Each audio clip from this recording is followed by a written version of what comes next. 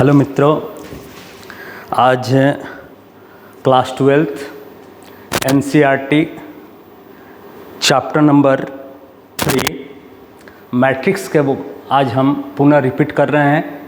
जो भी विद्यार्थी इस वीडियो को देखें वो लाइक कर दें, चैनल को सब्सक्राइब कर दें और कमेंट करके ज़रूर बताइए कि ये आपको पढ़ाई कैसा लगा।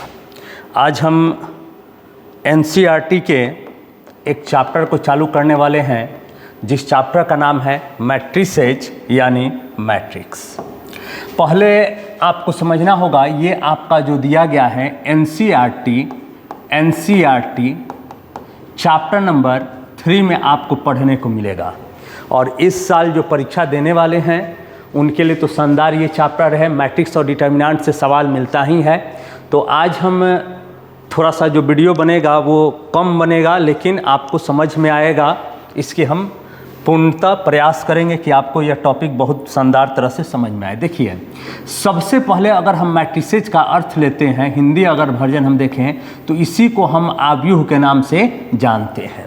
सबसे पहले कि आव्यूह कहते किसको हैं, आव्यूह है क्या, तो अगर हम आपके समक्ष रख दें कि ये हमारे पास एक सर्कल है, अगर हम कहें कि ये हमारे पास एक कोई ट्रायंगल है, त्रिभुज है, हमारे पास एक ये दिया गया है, मान लीजिए ये स्क्वायर है, ये आपका स्क्वायर है।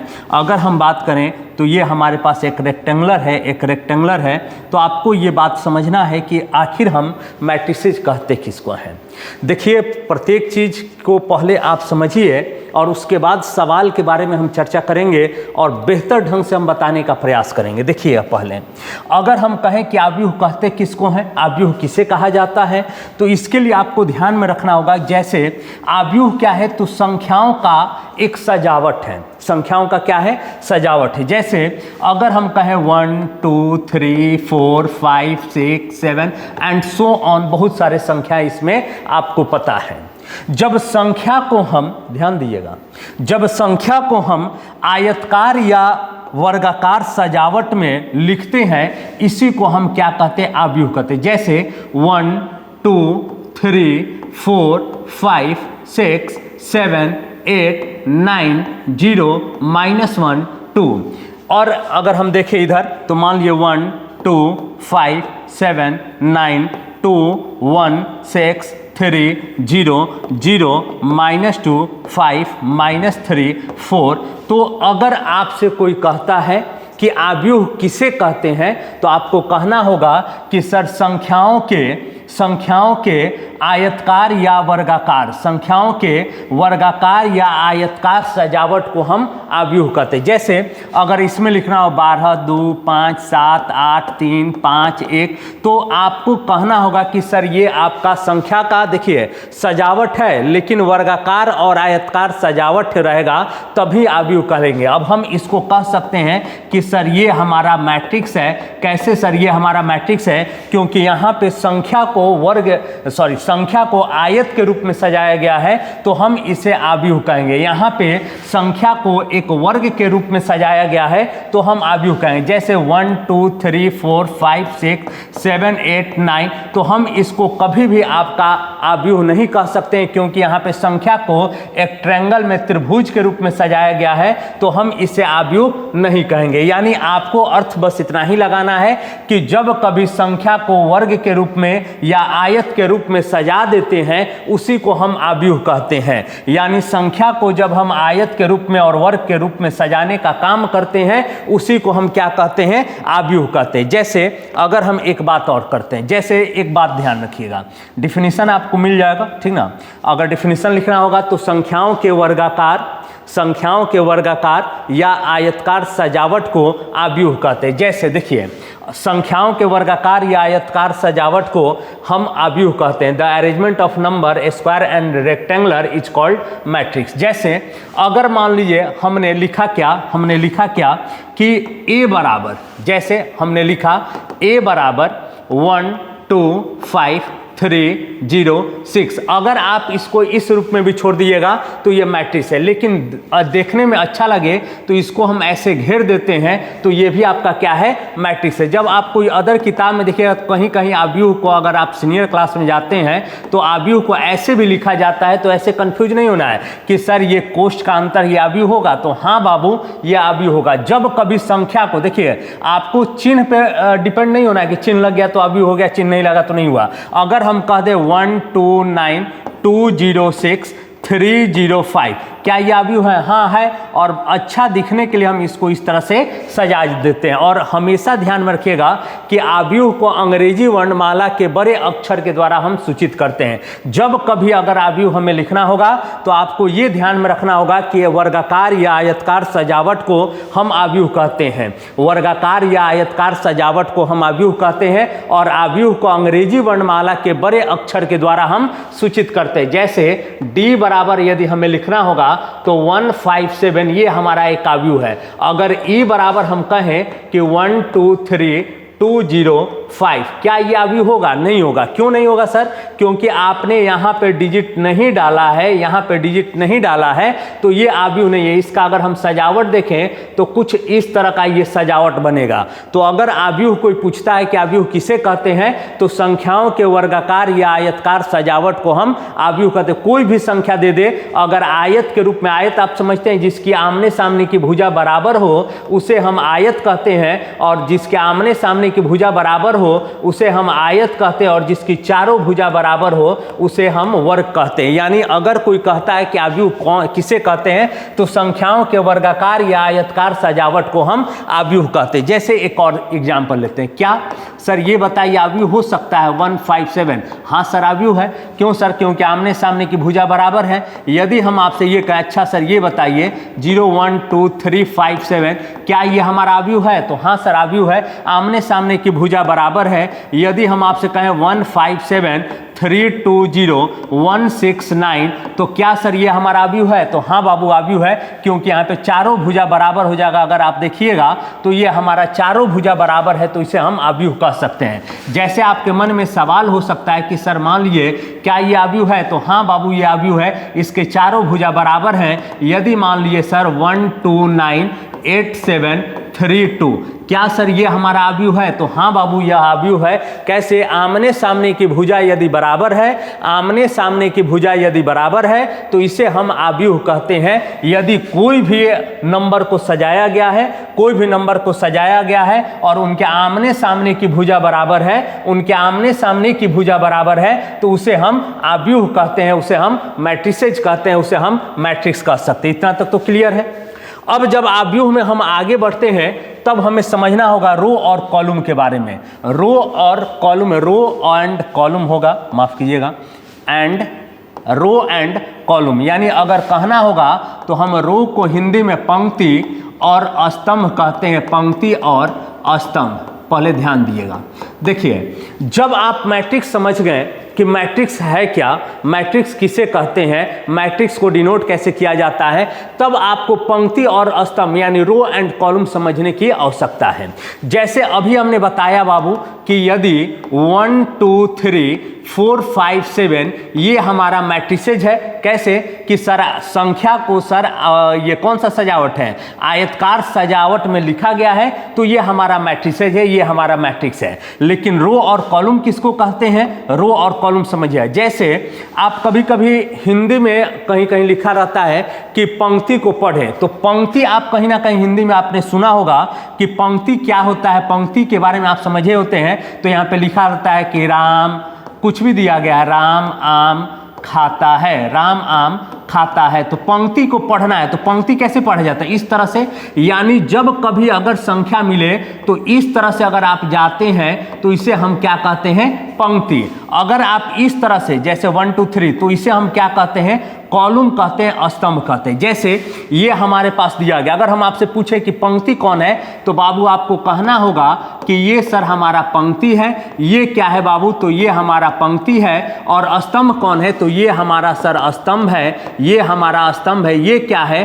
तो बाबू हम कहेंगे ये हमारा स्तंभ है। ये क्या है? तो ये हमारा स्तंभ है। बात को समझिएगा। देखिए पंक्ति जो है इस तरह से रहता है, स्तंभ कुछ इस तरह से रहता है। अगर हम आपसे पूछें कि इस तरह से हम लाइन खींच दिए और पूछे कि इसमें पंक्ति कै गो है, तो तुम कहेगा 1 गो 2 गो 3 गो 4 गो। सर पंक्ति जो आप इसमें दिए है ना, ये हमारा 4 है। और स्तंभ की अगर हम चर्चा कर दें कि स्तंभ कै गो है, तो गिन लीजिए 1 2 3 4 5। सर स्तंभ जो है ना, स्तंभ जो है वो हमारा क्या है, 1 2 3 4 5। यानी आपको बस इतना ध्यान में रखना है कि पंक्ति इस तरह से होता है और स्तंभ इस तरह से होता है। पंक्ति इस तरह से होता है और स्तंभ इस तरह से होता है। जैसे एक एग्जाम्पल और समझाते हैं, जैसे समझिएगा, हमने दिया कि सर a बराबर, मान लेते हैं a बराबर 1 2 3 4 5 6 0 -1 2, ये हमने दे दिया। अगर हम आपसे ये पूछे कि इसमें पंक्ति और स्तंभ बताना है, तो अभी हमने बताया कि सर इस तरह से पंक्ति होता है, यानी सर ये भी पंक्ति, ये भी पंक्ति और ये भी पंक्ति।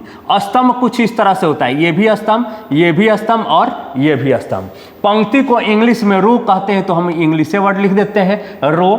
ये पंक्ति को इंग्लिश में रो कहते हैं, पंक्ति को इंग्लिश में रो कहते हैं। और स्तंभ को इंग्लिश में कॉलम कहते हैं, तो हम कॉलम ही लिख देते हैं, कॉलम ही लिख देते हैं, हम कॉलम ही लिख देते हैं। तो ये हमारा आपको ध्यान रखना होगा कि पंक्ति इस तरह से होता है, पंक्ति इस तरह से होता है, पंक्ति इस तरह से होता है, स्तंभ इस तरह से लिखे जाते हैं। अब बात को समझिएगा, देखिए एक ही सवाल में आप इस तरह से लिख सकते हैं, एक ही सवाल में 3 गो रो, मतलब एक ही घर के अंदर रो, अगर तीनों का नाम रो है तो कंफ्यूजन होगा।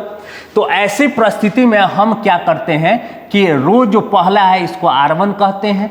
अगर ये आपका रो है तो अब रो नहीं कहेंगे, R2 कहेंगे। और ये भी पंक्ति है तो हम इसको क्या कहेंगे, R3 कहेंगे। जैसे ये आपका दिया गया तो हम इसको कॉलम नहीं कहेंगे, इसको क्या कहेंगे C1, इसको क्या कहेंगे C2, इसको क्या कहेंगे C3। मतलब क्या समझिएगा, ये कॉलम 1, ये कॉलम 2, ये कॉलम 3, ये R3 है, मतलब रो 3, रो 2, रो 1, यानी R1 R2 R3 C1 C2 C3। इस पे इतना सवाल, हम एक सवाल इस पर कराएंगे जो NCERT में दिया गया है। देखिए इस पे सवाल कैसे दे दिया है। A बराबर दे देगा 5 7 3 2 1 0 -1 5 और मान लेते हैं 10 है और यहाँ पे 9 है, ठीक है। अब थोड़ा सा पहले ये बात को समझिए, ये तो आप समझ गए कि सर R3 रो 3 गो है, कॉलम 3 गो है। देखो पहले बात समझो, अगर A बराबर हमें लिखना होगा तो हम समझाते हैं कि रो को कैसे लिखते हैं, A और A।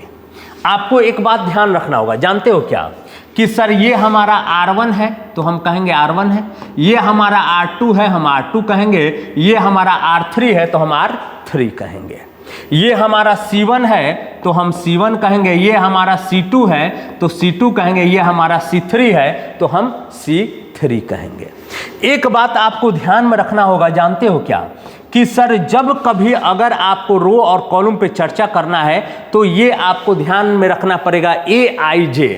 आई क्या डिनोट करता है बाबू, ये ध्यान में रखिए, आई हमेशा एक पंक्ति को डिनोट करता है यानी रो को डिनोट करता है, और जे हमेशा सदैव एक कॉलम को डिनोट करता है, एक कॉलम को डिनोट करता है, ये ध्यान में रखिएगा। आई हमेशा पंक्ति यानी AIJ यानी आई हमेशा पहले हमेशा पंक्ति की संख्या लिखेंगे, उसके बाद स्तंभ लिखेंगे, पहले पंक्ति लिखेंगे उसके बाद स्तंभ लिखेंगे। अब जैसे यहाँ पे दिया गया है ये R1 है ना, तो सर पहले पंक्ति होता है तो हमने पंक्ति दे दिया, ये R2 है तो पहले पंक्ति होता है तो हमने 2 दे दिया, ये R3 है तो पहले पंक्ति होता है तो हमने 3 दे दिया। अब इसके बाद ध्यान दिया, क्या सर उसके बाद तो स्तंभ बताएं, अभी यहाँ बताएं कि सर पहले पंक्ति होता है उसके बाद स्तंभ, तो स्तंभ को तो 1 1 1, फिर स्तंभ 2 है तो 2 2 2, फिर स्तंभ 3 है तो 3 3 3। ये आपको ध्यान में रखना पड़ेगा। मतलब क्या सर, अगर कोई आपसे पूछ दे 8 2 3 का अर्थ क्या है, तो हम क्या कहेंगे कि सर सेकेंड रो जो होगा वो 2 होगा और कॉलम जो होगा वो क्या होगा 3 होगा। मतलब मान लिए 8 2 5 हमने कहा, तो इसका मतलब क्या है कि सर R2 है लेकिन कॉलम क्या है 5 है। अगर मान लिए हमने कहा R1 या मान लिए कि 2 2 3, इसका मतलब क्या है, या मान लीजिए हमने कहा कि R1 3, इसका मतलब क्या होगा कि सर रो जो है वो 1 है और कॉलम जो है वो क्या है 3 है। आपको ये बात आपको ध्यान में रखना ही पड़ेगा। अगर आप मैट्रिसेज पढ़ रहे हैं, मैट्रिसेज पढ़ना चाहते हैं, तो रो और कॉलम पर इस तरह से कमान रखिए कि कभी भी अगर कोई पूछ दे कि रो क्या है कॉलम क्या है, तो आप तुरंत बता दें कि रो हमेशा सर इस तरह से होता है, कॉलम हमेशा इस तरह से होता है। अगर AIJ है तो I पहले हमेशा रो की संख्या लिखते हैं, उसके बाद कॉलम की संख्या लिखते हैं। ये हमारा R1 है तो 1, इसका मतलब A11 का मतलब समझे क्या है, पहला रो पहला कॉलम। 1 2 का मतलब समझे क्या है कि सर पहला रो दूसरा कॉलम, पहला रो दूसरा कॉलम। A13 का मतलब समझ में आया क्या कि सर पहला रो तीसरा कॉलम। A21 का मतलब दूसरा रो पहला कॉलम। A22 का मतलब दूसरा रो दूसरा कॉलम। A23 का मतलब दूसरा रो तीसरा कॉलम। A31 का मतलब तीसरा रो फर्स्ट कॉलम। A32 का मतलब तीसरा रो सेकंड कॉलम। A33 का मतलब तीसरा रो और तीसरा कॉलम। ये आपको ध्यान में रखना ही पड़ेगा। अब जैसे A बराबर ये सवाल दिया गया है, इस पे सवाल हम 1-2 सवाल आपको समझाने का प्रयास करते। देखिए A11 का मतलब क्या हुआ सर, फर्स्ट रो और फर्स्ट कॉलम। तो ये आपको पता है कि सर ये हमारा R1 है, ये R2 है, ये R3 है, ये C1 है, ये C2 है और यही हमारा C3 है। कोई दिक्कत? अब यहां पर A11 है, तो A11 है तो फर्स्ट रो फर्स्ट कॉलम खोजिए क्या है, तो फर्स्ट रो फर्स्ट कॉलम में आपको 5 नजर आ जाएगा। बहुत सारे विद्यार्थी A11 में कंफ्यूज होते हैं। देखिए अगर आपको कंफ्यूजन है तो आप इधर से निकाल लीजिए। जैसे मान लीजिए हमने कहा कि 7 कहाँ है, तो A तो देना ही है क्योंकि एलिमेंट है, A से ही डिनोट करते हैं A। और यहां पर 7 कहां पर है, तो आप नजर डालिएगा सर पहला रो और सेकेंड कॉलम। बस अगर इधर से नहीं पकड़ पाते हैं तो इधर से भी आप पकड़ सकते हैं। जैसे मान लीजिए हमने कहा कि 9 कहाँ है, आपने देखा कि सर 9 तो यहाँ पे है, तो इस 9 को आप क्या कहिए, A तो होगा सर, एलिमेंट के लिए A लिखते हैं। सर रो की संख्या पहले होती है यानी 3, कॉलम की संख्या सर बाद में होती है यानी A33 = 9। जैसे मान लीजिए हमने कहा कि ये 1 के बारे में चर्चा किए कि 1 कहाँ है, तो A तो आपको लिखना पड़ेगा। सर रो कौन सा है, सर दूसरा रो है। कॉलम कौन सा है, सर दूसरा कॉलम है। अगर मान लीजिए हमने कहा कि -1 कहाँ पर है, तो -1 कह रहे हैं, तो इसका मतलब ये समझिए कि सर A तो होगा -1, तो सर तीसरा रो और सर कॉलम कौन सा है, तो फर्स्ट कॉलम है। कोई भी एलिमेंट बाबू, अगर मान लीजिए कोई आपसे ये पूछ दे A23 क्या है, A23 क्या है, तो आप इस सवाल को पकड़िए, दूसरा रो तीसरा कॉलम तो सर 0। अगर इधर से नहीं पकड़ पाते तो उधर से पकड़ लीजिए। जैसे हमने कहा कि 2 कहाँ पर है, तो आप A लिख दीजिए। सर 2 खोजे तो सर ये सेकंड रो है, सर कॉलम कौन सा है, सर फर्स्ट कॉलम है। तो इस तरह से भी आप इस सवाल को बना सकते हैं। NCERT में आपको इस तरह का एग्जाम्पल बनाने को मिलता है। एक एग्जाम्पल और हम लेते हैं, A बराबर 157,320, ठीक है। और यहां से मान लीजिए कि दोनों तरफ से हम सवाल पूछ दिए। हम मान लीजिए A12 पूछ दिए और ये पूछ दिए कि 0 कहां पर है। हमने ये भी पूछ दिया कि 2 कहां पर है। हमने ये पूछा कि A21 का मान क्या है, ये मान आपको बताना है। इधर से भी उधर निकाला जा सकता है, उधर से भी इधर निकाला जा सकता है, वही आपको समझना है। चलिए देखते हैं, सुनिएगा। अब यहां पे A12 है, क्या है बाबू 12, यानी हमें फर्स्ट रो और सेकंड कॉलम देखना है। तो ये आपको पता है कि सर ये हमारा R1 है और ये हमारा R2 है, ये हमारा C1 है, ये C2 है और ये C3 है, ठीक है। अब यहां पे A12 first row second column में आपको नजर आ रहा है 5। उसके बाद 0 कहां पर है, तो 0 यहां पर है ना बाबू, तो सर A तो लिखेंगे क्योंकि एलिमेंट को A से डिनोट किया जाता है। Sir second row third column, कोई दिक्कत है तो बोलिए, ठीक है। उसके बाद 2, तो ये 2 कहां पर है, तो हम A तो लिखेंगे ही, सर ये सेकंड रो है सर और सेकंड कॉलम है।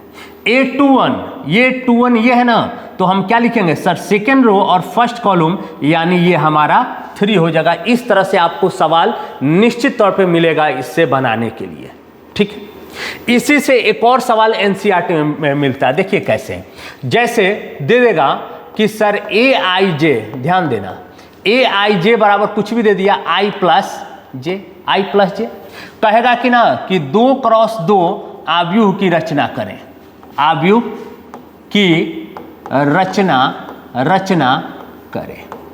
यानी 2 क्रॉस 2 ऑर्डर के मैट्रिक्स हमें बनाने हैं, 2 क्रॉस 2 कोटि, यहाँ पे कोटि होना चाहिए ऑर्डर, सुनिएगा 2 क्रॉस 2 कोटि अवयव की रचना करें। चलिए देखते हैं कैसे। बाबू देखिए 2 क्रॉस 2 का मतलब, इसका मतलब आप समझ रहे हैं क्या है? 2 क्रॉस 2 का मतलब कि सर पंक्ति भी 2 चाहिए और स्तंभ भी 2 चाहिए, यानी कुछ इस तरह का हमें 2 क्रॉस 2 का बनाना है, यानी पंक्ति भी 2 और स्तंभ भी 2 होना चाहिए। और हमें अवयव की रचना करना है। आपको पता है कि सर ये 1 1 का जगह है, ये 1 2 होता है, ये 2 1 होता है और ये हमारा 2 2 होता है, आपको पता है। अब यहां से अगर हम पूछे आपसे कि हमें ए आई जे क्या दिया है, तो आप कहोगे कि सर आई प्लस जे दिया है। अगर हम यहां से ये चारों का मान निकालें, ए 1 1 करें, तो सर आई के जगह भी 1 और जे के जगह भी 1 और 1 1 हम जोड़ दें तो 2 हो जाएगा। अब हम ए 1 2 का मान निकालें, तो सर आई का मान 1, जे का मान 2, कितना हो जाएगा 3। अगर हम A21 का मान निकालें, A21 का, तो 2 प्लस 1 यानी कितना हो जाएगा 3।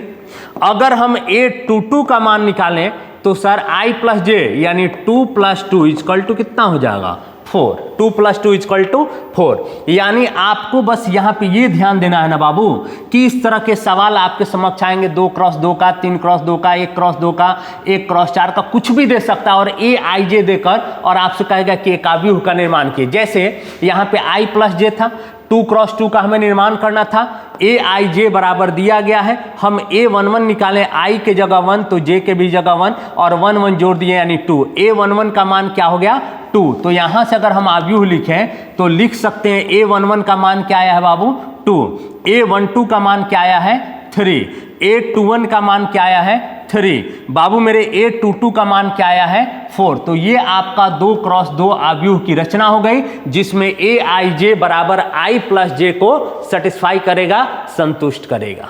एक सवाल और इस पे, एक सवाल इसी पे एग्जाम्पल पे देखिए।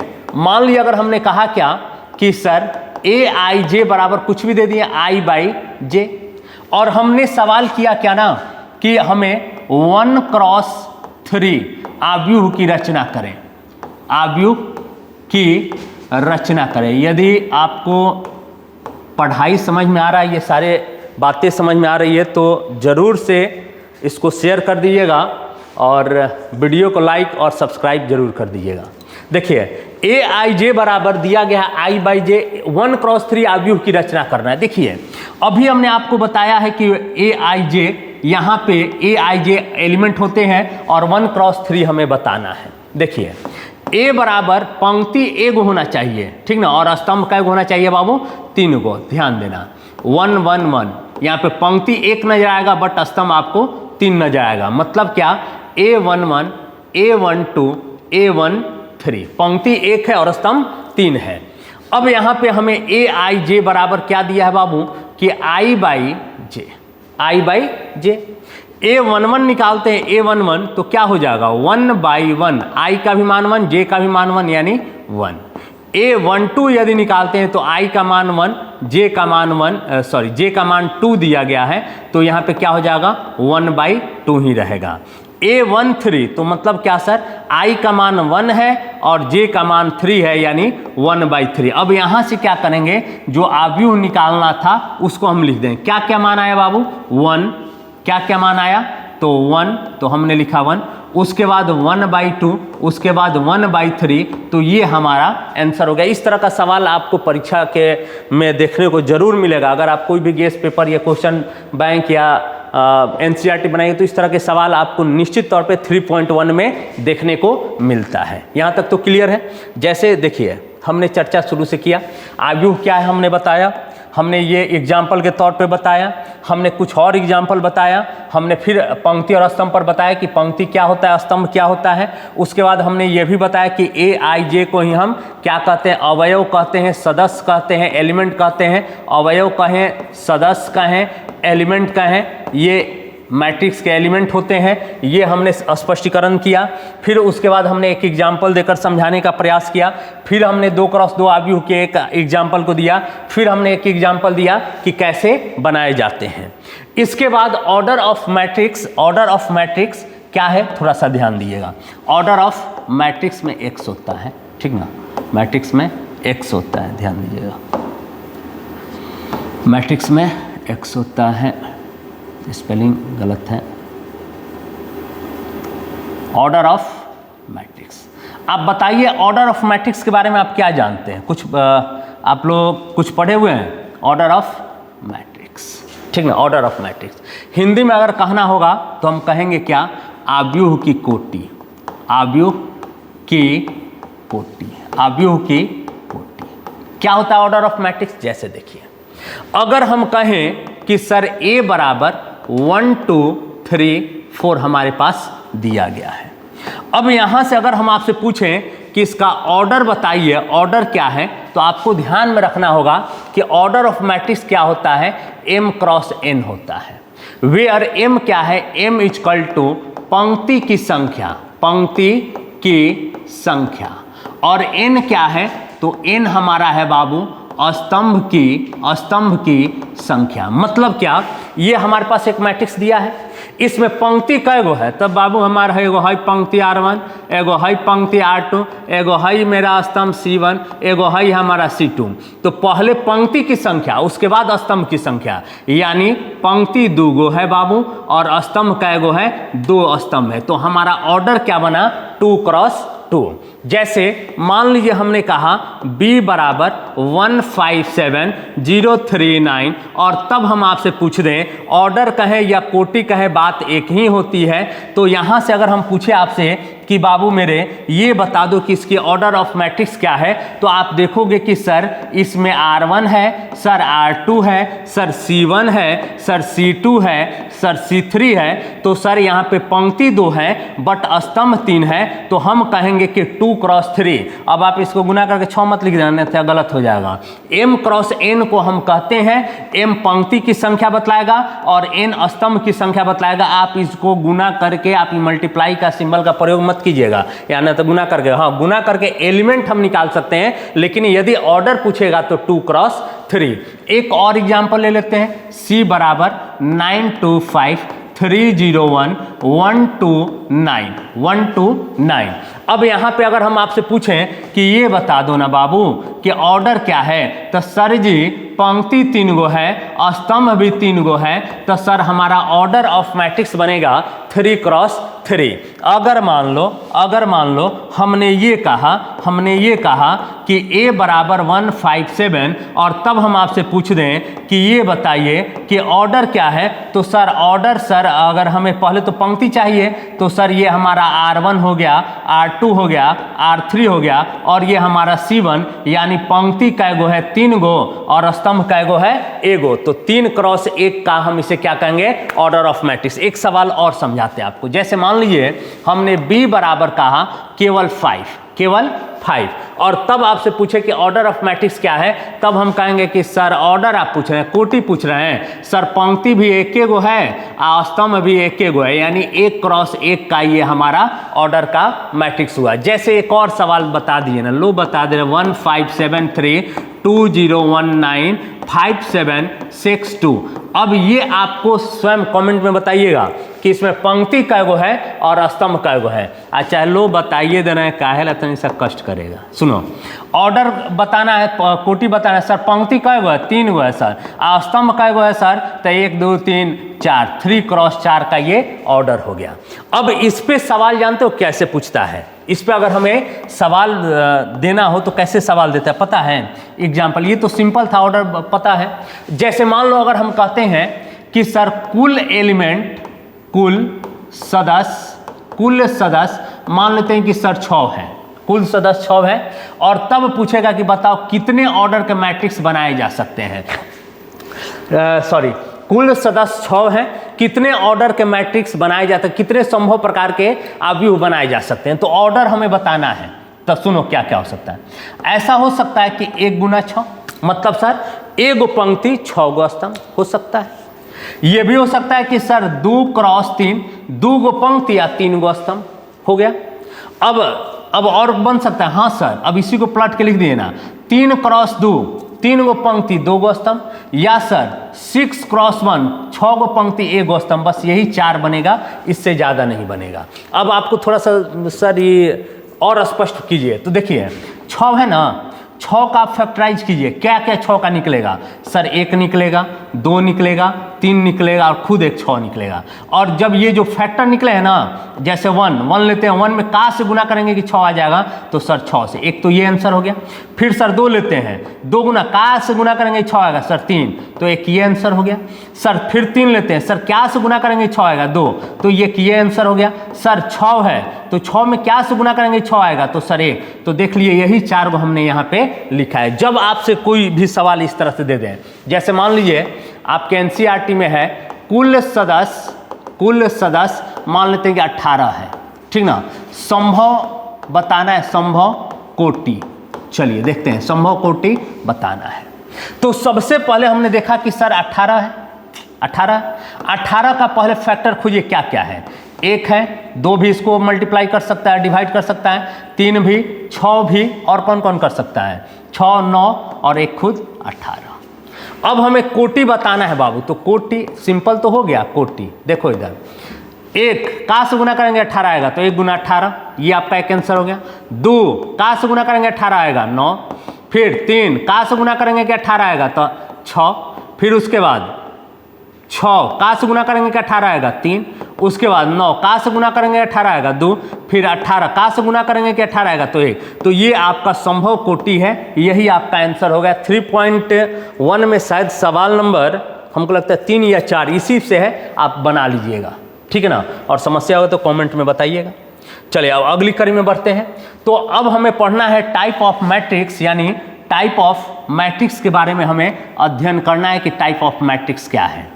चलिए, टाइप ऑफ मैट्रिक्स का मतलब तो आप समझ ही रहे हो ना जी, आव्यूह के प्रकार। क्या होता है बाबू? आव्यूह के प्रकार। चलिए ध्यान दीजिएगा, आव्यूह के प्रकार में हमें सबसे पहले पढ़ना है रो मैट्रिक्स, मतलब समझिएगा आव्यूह के प्रकार। आव्यूह के प्रकार, टाइप ऑफ मैट्रिक्स में आव्यूह के प्रकार। रो मैट्रिक्स, ध्यान दीजिएगा, रो मैट्रिक्स को हिंदी में कहते हैं पंक्ति आव्यूह। पंक्ति आव्यूह, ये पंक्ति आव्यूह क्या होता है जी, तनी बताइए ना, पंक्ति आव्यूह क्या होता है? तो सर वैसा आव्यूह जिसमें पंक्ति की संख्या सिर्फ और सिर्फ 1 हो, उसे हम पंक्ति आव्यूह कहते हैं, रो मैट्रिक्स कहते हैं।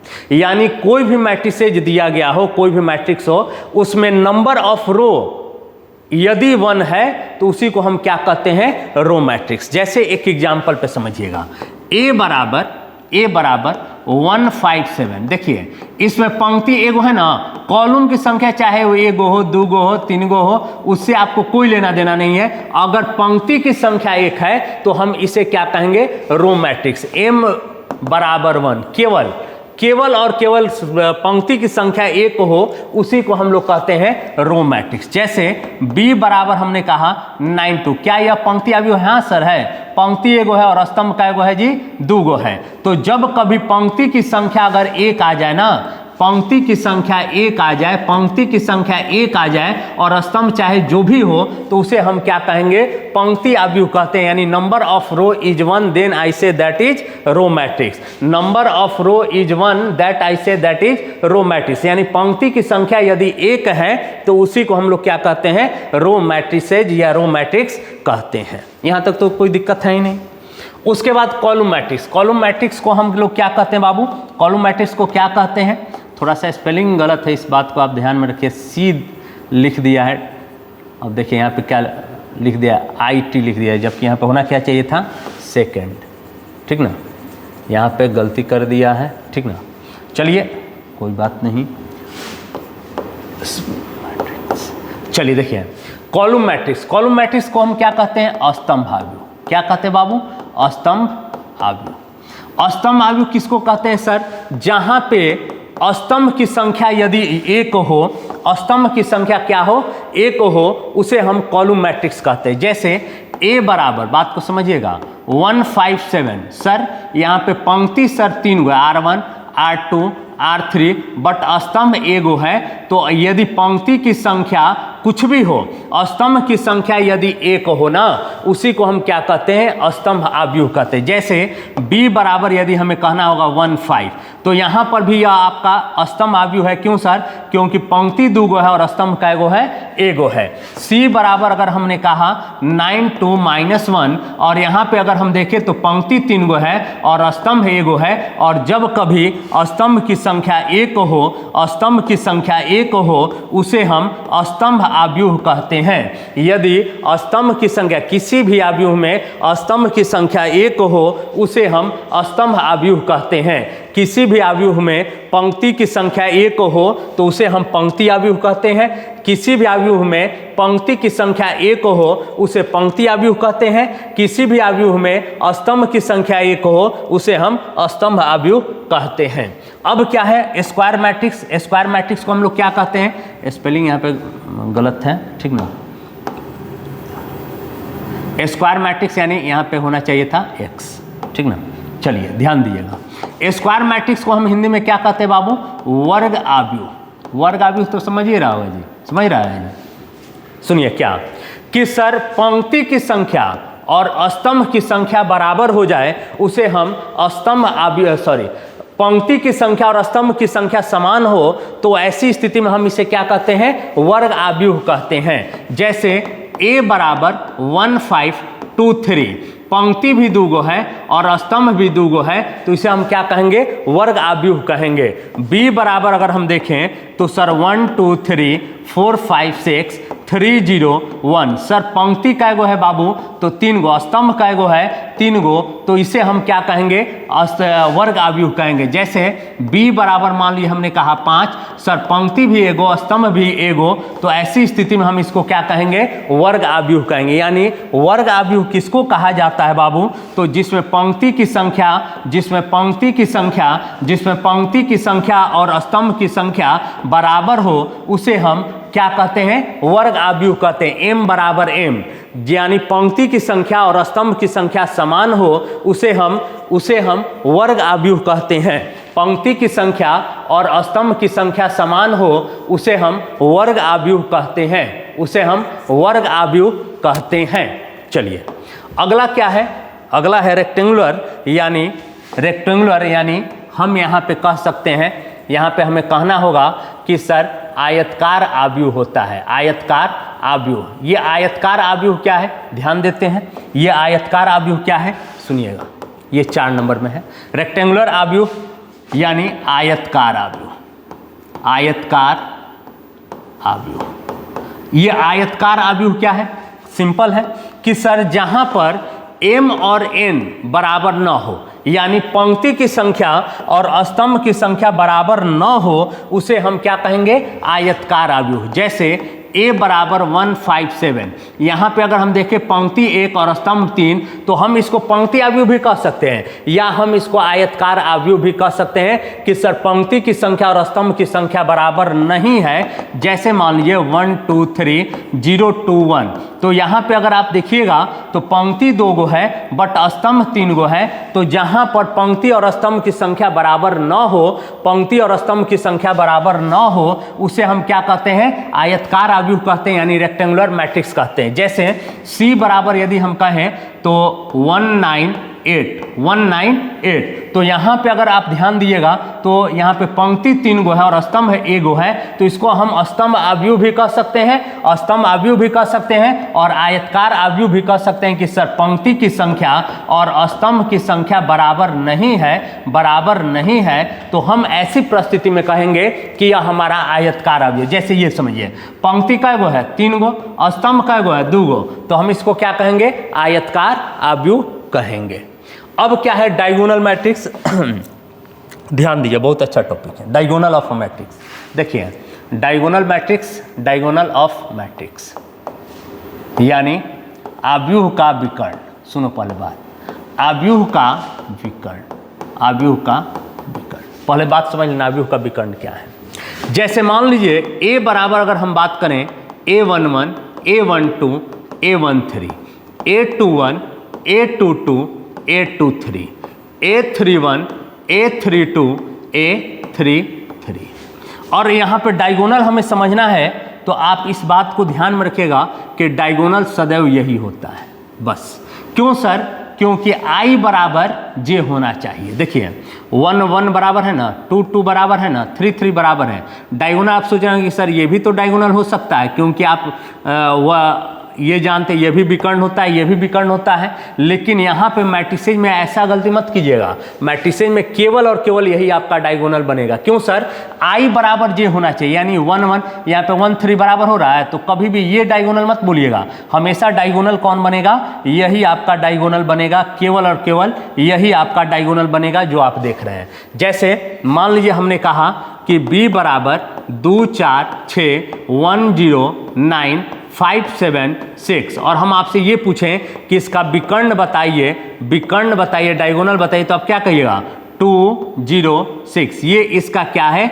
इसका विकर्ण है। जैसे मान लीजिए b बराबर हमने कहा 1 9 0 6। अब हम पूछे आपसे कि इसका विकर्ण बताइए, विकर्ण बताइए, तो ऐसा गलती इधर से नहीं बोला जाता है, ये केवल होता है 1 और 6। कोई आपसे ये पूछ दे कि सर यही क्यों विकर्ण बनता है, तो सिंपल है बाबू, i बराबर j, i बराबर j, यानी i और j जहाँ पे बराबर हो जाए तो बस इसी में बराबर होता है। इसलिए मैट्रिसेज में, मैट्रिक्स में केवल यही आपका विकर्ण बनता है, ये विकर्ण नहीं बनता है। 1 3 के बराबर नहीं है, 3 1 बराबर नहीं है, 2 2 तो चलिए बराबर, लेकिन इन दोनों के कारण ये विकर्ण से हट जाता है।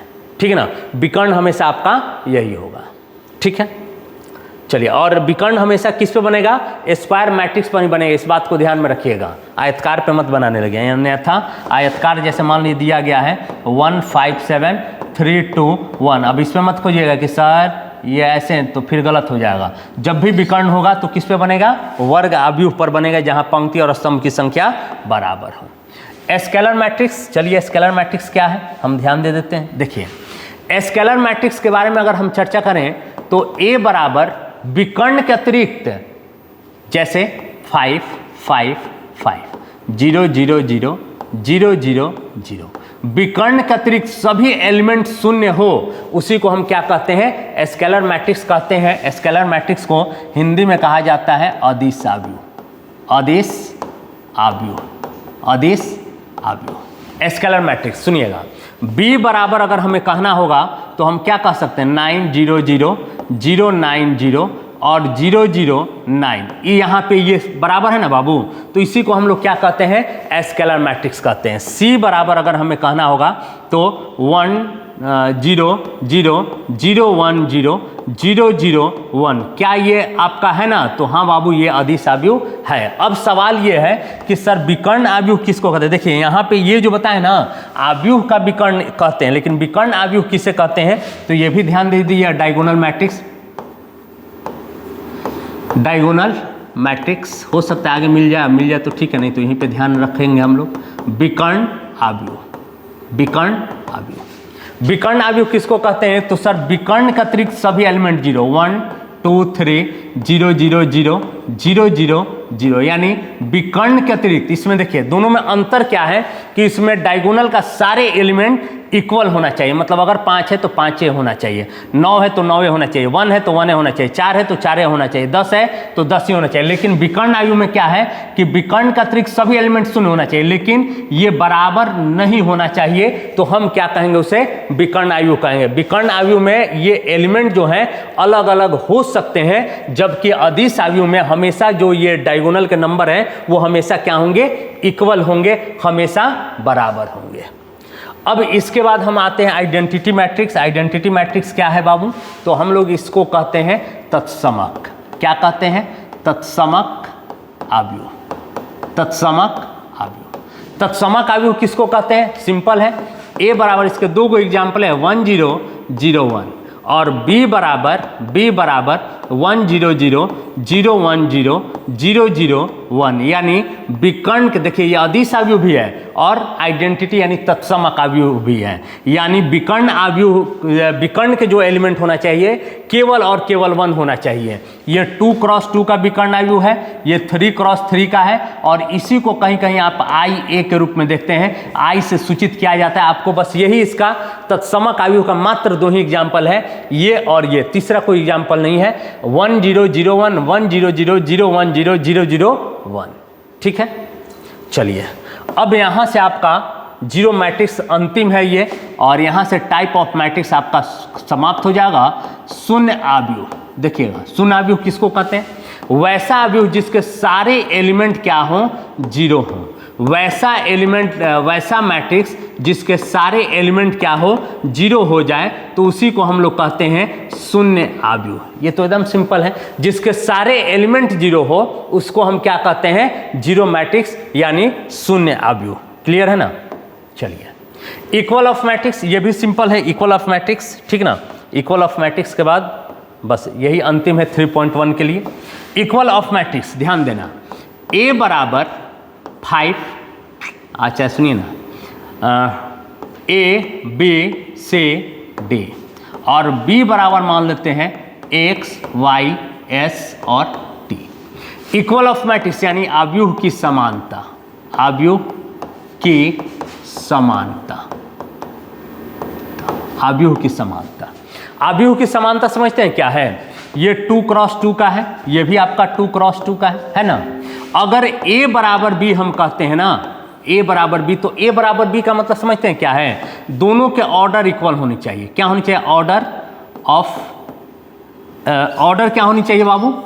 ऑर्डर यहाँ पे दोनों का कोटि जो होना चाहिए वो बराबर होने चाहिए, यानी equal of order, equal of order. और एक बात और, इसके एलिमेंट भी बराबर होने चाहिए। एलिमेंट मतलब समझ रहे हैं? अब यहाँ इसका पहला है ना, तो A बराबर किसके बराबर होगा? X के बराबर। B किसके बराबर होगा? Y के बराबर। C किसके बराबर होगा? S के बराबर। D किसके बराबर होगा? तो D T के बराबर। ये बात आपको ध्यान में रखना होगा। एक एग्जाम्पल इस पे समझाते हैं आपको। जैसे मान लीजिए कोई भी मैट्रिक्स दे दिया है S T X W, और इधर में कह रहा है ना कि 5 प्लस एक्स 2 प्लस W, ठीक ना, 5, और यहाँ पे दिया गया है 9। और तब आपसे पूछेगा ना कि आप हमें x का मान बता दो, y का मान बता दो, उसके बाद xy तो नहीं है, सॉरी, x का मान बता दो, w का मान बता दो, s का मान बता दो और t का मान बता दो। सिंपल है, इसी तरह से सवाल मिलेगा। अब यहाँ पे अगर हम देखें तो s किसके बराबर नजर आ रहा है? Sir s equal to 5 plus x, clear है। t किसके बराबर नजर आ रहा है? t equal to 2 plus w। x किसके बराबर आ रहा है? Sir x equal to 5। w किसके बराबर आ रहा है? w equal to 9। तो x का तो मान आ गया है बाबू, w का भी मान आ गया। अब यहाँ पे t का मान निकालना है। 2 प्लस w का मान है 9, यानी t इक्वल टू 11। यहाँ पे देखते हैं s बराबर 5 प्लस x का मान क्या है? 5, यानी s बराबर कितना हो जाएगा? 10। यही हमारा आंसर हुआ आपका। यहाँ तक 3.1 का अगर आप सवाल बनाते हैं तो इससे हल हो जाना चाहिए, और नहीं तो फिर कल एक वीडियो अपलोड करेंगे जहाँ पे 3.2, 3.3 और 3.4 का थ्योरी बताएंगे। अगर कोई सवाल हो तो आप व्हाट्सअप नंबर मेरा नोट कर लीजिए, 7992404933। आप इस पर सवाल को भेज दीजिए और वहाँ से हम सवाल उठाकर और अगले वीडियो में पहले वो सवाल बताएंगे जो आपने भेजा है, उसके बाद आगे की बात करेंगे।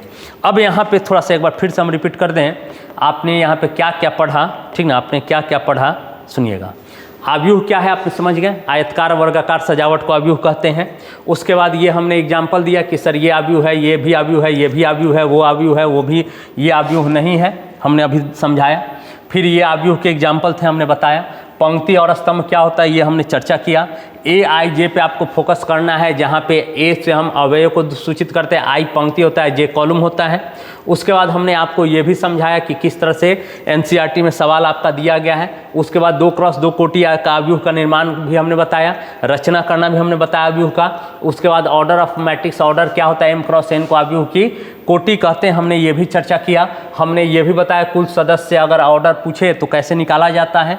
हमने बताया कुल 18 सदस्य हैं, तो उससे कैसे कोटि निकाला जाता है। हमने पंक्ति आव्यूह पर चर्चा किया जिसमें पंक्ति की संख्या 1 हो। स्तंभ आव्यूह पर भी चर्चा किया जिसमें स्तंभ की संख्या 1 हो। हमने वर्ग आव्यूह पर भी चर्चा किया जिसमें m बराबर n हो।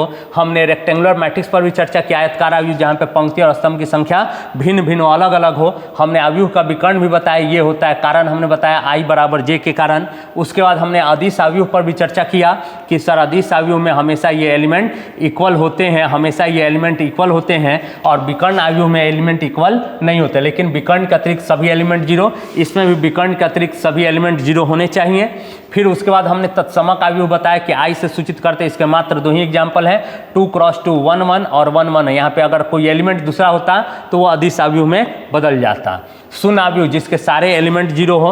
उसके बाद हमने बताया इक्वल ऑफ मैट्रिक्स आव्यूह की समानता, इसका पहला दोनों के कोटि तो बराबर होना चाहिए और संगत पद भी बराबर होना चाहिए, तो हमने ये एक एग्जाम्पल दिया। फिर हमने एक एग्जाम्पल के मार्फत से ये सवाल को हमने समझाया। NCERT 3.1 का थ्योरी यहाँ तक है। अगर यहाँ तक आप अच्छे से समझ गए हैं तो 3.1 के सवाल को हल कीजिए।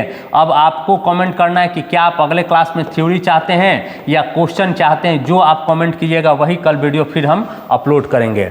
और यदि पढ़ाई अच्छी लगी हो तो चैनल को सब्सक्राइब कर लीजिए, लाइक कर दीजिएगा और शेयर कर दीजिएगा। बहुत बहुत धन्यवाद।